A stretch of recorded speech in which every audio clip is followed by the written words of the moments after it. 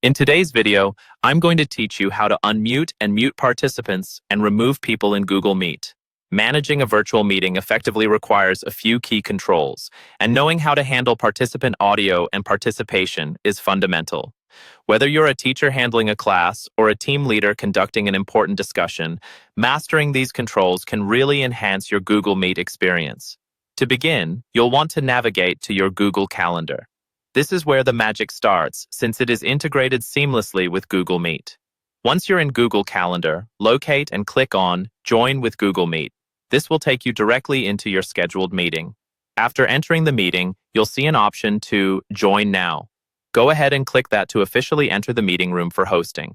When you're pressed for time and need everyone onboarded quickly, click on View, and from there, the Admit All button will appear.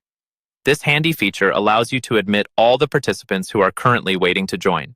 It's a huge time saver, especially when you have a large group. After the participants are in, it's time to take control by clicking on Host Controls. This brings up a range of options to manage your meeting effectively, with host management being a key option here. Make sure it's enabled. This lets you have greater control over who can do what during your meeting. Next, the People icon is your go-to for managing participants. Clicking it will reveal the attendees list. For times when things get a bit noisy, you have the option to mute all. This is crucial for maintaining order during the call, especially in larger meetings. Yet, remember, participants will have to unmute themselves manually, as hosts can't unmute others due to privacy settings.